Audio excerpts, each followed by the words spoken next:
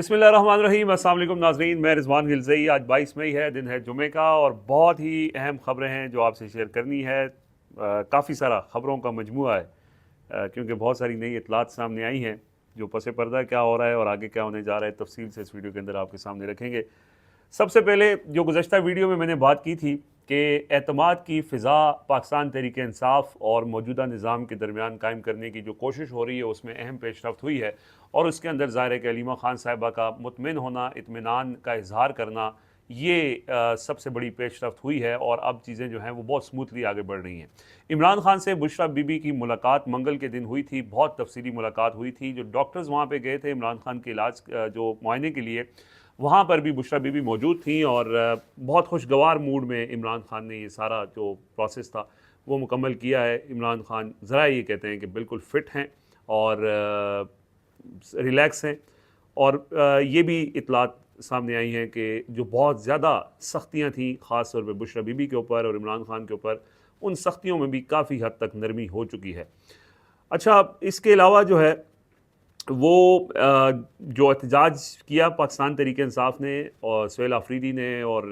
हलीमा खान साहिबा ने, और उसके बाद एहतजाज मुलतवी किया, तो हमने आपको बताया था कि वो एक सॉलिड यकीन दहानी के ऊपर उन्होंने ये एहतजाज मुलतवी किया, और अगले दिन उन्होंने प्रेस कॉन्फ्रेंस भी की, और उस प्रेस कॉन्फ्रेंस के अंदर उन्होंने इत्मीनान का इजहार भी किया। और ज़रा ये भी कहते हैं कि ईद के दिनों में इमरान खान की फ़ैमिली से उनकी मुलाकात करवा दी जाएगी। मुलाकात करवाने में मसला नहीं है, मसला है कि मुलाकात के बाद जो गुफ्तगू होती है वो ना हो, और उस हवाले से अभी तक दोनों जो फ़रीक़ैन हैं उनके दरमियान बदएतमादी थी, क्योंकि आखिरी दफ़ा जो मुलाकात हुई थी उज़्मा खान साहिबा की 2 दिसंबर 2025 को, उसके अंदर भी इसी यकीन दहानी के ऊपर या इसी गारंटी के ऊपर मुलाकात करवाई गई थी कि इमरान खान से मुलाकात के बाद उनकी बहन मीडिया से गुफ्तगू में कोई मुतनाज़ा बात नहीं करेंगी। लेकिन द मोमेंट वो बाहर निकली तो उन्होंने आके फिर वही बात की फील्ड मार्शल के हवाले से, और फिर उसके बाद क्रॉस लग गया। अब ये इतलात ये आ रही हैं कि अब ये जो मुलाकातें जो होंगी, जो जिसका इम्कान बढ़ता जा रहा है, उसमें यानी सख्त गुफ्तगू शायद बाहर निकल के ना की जाए। और ये इस वक्त जितनी भी पस पर्दा बातचीत ये दोनों फ़रीक़ैन के दरमियान, यानी पाकिस्तान की इस्टेब्लिशमेंट और पाकिस्तान तहरीक इंसाफ इमरान खान की जमात, वो चीज़ जो रुकी हुई है वो सिर्फ इसी के ऊपर है कि आपने सख्त बात नहीं करनी। अगर आप सख्त बात नहीं करेंगे तो आपके लिए आसानियाँ हो सकती हैं। अभी तक जो है वो इमरान खान इसके ऊपर एग्रीड नहीं थे, लेकिन जो अब बाहर क़यादत है उनकी कोशिशों से और इमरान खान की बहनों की कोशिशों से, यानी या उनकी आमादगी से, इस बात के इम्कान पैदा हो गया है कि अब अगर मुलाकात होगी तो फिर उसके अंदर चीज़ें, क्योंकि देखें जो जो जब बातचीत बैकडोर हो रही होती है तो गिव एंड टेक होता है ना। एक बंदा एक मुतालबा करता है तो दूसरा कहता है कि इसके बदले आप मुझे क्या देंगे, और उसमें पाकिस्तान तहरीक इंसाफ यही मुतालबा कर रही थी कि हम ठीक है आपकी बात मानेंगे, लेकिन बदले में हमें क्या रिलीफ मिल सकता है। आपको पता है कि इमरान खान को जो उनका अलकादिर ट्रस्ट केस है उनके समाअत नहीं हो रही थी, फिर जज साहब अचानक उनको याद आया और उन्होंने कहा कि फ़ौरन समाअत करनी है, क्योंकि उस फैसले को फाइनलिटी उसकी तय करनी थी, हाई कोर्ट से सुना के फिर आईनी बेंच में जाना था। और जस्टिस डोगर की कोशिश थी कि इस मामले को जो है वो जल्द अज जल्द मुकम्मल किया जाए, लेकिन ये जो पेशरफ्त हुई है अगले रोज़, जिसमें बैरिस्टर गौहर और मोहसिन नकवी और कुछ इतलात ये हैं कि सुहेल आफरीदी भी मुलाकात में थे, उसमें काफ़ी सारी चीज़ें तय हुई हैं, और उसी की नतीजे में ये जो समाअत है ये 18 जून तक मुलतवी हो गई है, लंबी तारीख डाल दी है। वो डोगर साहब जो इंतज़ार ही नहीं कर रहे थे, वो कह रहे थे कल दूसरा वकील लाए, अगर सलमान सफदर बीमार हैं, मुझे इस केस के ऊपर फैसला जल्दी करना है। लेकिन वो फिर 18 जून तक मामला चला गया है। ये इंडिकेट करता है कि जो पस पर्दा बातचीत है उसमें काफ़ी हद तक पेशरफ्त हुई है।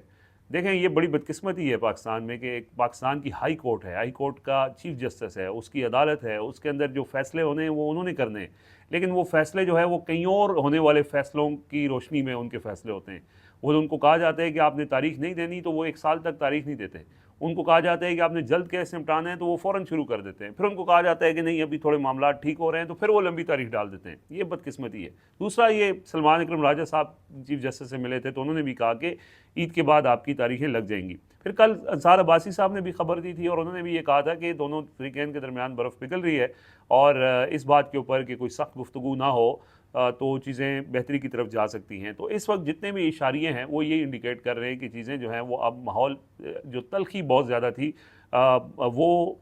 थोड़ी उसमें कमी आने का इम्कान है, और इसके साथ साथ दोनों फ़रीक़ैन के दरमियान एतमाद की जो फ़िज़ा है वो भी कायम होने जा रही है। तो एक तो ये मामला है। दूसरा, कुछ और बड़ी इंटरेस्टिंग चीज़ें हैं जो आपसे शेयर करनी ज़रूरी हैं। एक 28वीं तरमीम आनी है और पीपल्स पार्टी का उसमें मसला है। और पीपल्स पार्टी ने जो 27वीं तरमीम जब आ रही थी तो उस वक्त उन्होंने यानी आप उसको ब्लैकमेलिंग तो नहीं कह सकते, लेकिन चूंकि पीपल्स पार्टी के बगैर ये तरमीम हो नहीं सकती थी तो उन्होंने उस वक्त अपनी मर्जी की चीज़ें करवा ली थी, लेकिन सिस्टम उनसे बड़ा नाराज़ था। वो ये कह रहे थे कि अच्छा बच्चू देखेंगे, फिर अगली दफ़ा जब आप लोग आएंगे तो फिर अभी तो हमारी मजबूरी है, हमें ये करना है, लेकिन अगली तरमीम तो हम लेके आएंगे और आपको करना पड़ेगा। अच्छा, फिर वैसे ही हुआ, क्योंकि वो एक दो तीन चीज़ों के ऊपर सिंध में जो पीपल्स पार्टी ने टफ़ टाइम दिया, उससे मौजूदा निज़ाम के अंदर बड़ा पीपल्स पार्टी के हवाले से जो है वो बहुत मसाइल पैदा हो चुके हैं। एक वो जो सिंध में नहरों वाला मामला था, उसके ऊपर उन्होंने बड़ा जो है वो रजिस्ट किया, और ये चीज़ भी जो निज़ाम को नहीं पसंद आई। फिर 27वीं तरमीम पे जो उन्होंने थोड़ी सी रेजिस्टेंस की, 26वीं में भी की थी, मौलाना फजल रहमान के साथ मिलकर बहुत सी सारी चीज़ें निकाली थी। अब 28वीं तरमीम तो उनको कहा गया है कि आपको करना पड़ेगा, अगर आप नहीं करेंगे तो आपको जाना पड़ेगा, आप सिंध भी आपके हाथ से जाएगा, और जो सदर मुमलिकत आसिफ अली जरदारी है वो भी यहाँ से जाएंगे। और ये बात तो अब तकवीत पकड़ चुकी है, बहुत अरसे से एक थ्योरीज चल रही थी, लेकिन अब इम्कान इसका बढ़ गया है कि जल्द ही आसिफ जरदारी जो है वो इस्तीफ़ा दे देंगे और उनकी जगह एक अहम शख्सियत जो है वो सदारत के मनसब संभाल लेंगी। अच्छा,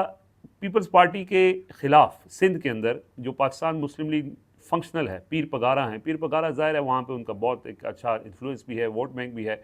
उनको एक्टिवेट कर दिया गया और उनको कहा गया है कि आप पीपल्स पार्टी के मुकाबले में आप वहाँ पे तैयारी करें और आप सिंध में अपना जो सियासत है उसको रिवाइव करें, क्योंकि पीपल्स पार्टी के बुरे दिन, मुश्किल दिन शुरू होने वाले हैं, और जरदारी साहब जो है उनका ज़्यादा अरसा अब ईवान सदर में नज़र नहीं आ रहा। इसके अलावा इसहाक डार साहब भी मुश्किल में हैं। इसहाक डार साहब पाकिस्तान के वज़ीर ख़ारजा हैं, लेकिन उनकी और मोहसिन नकवी साहब की आपस में इख्तलाफात हुए। इख्तलाफात वो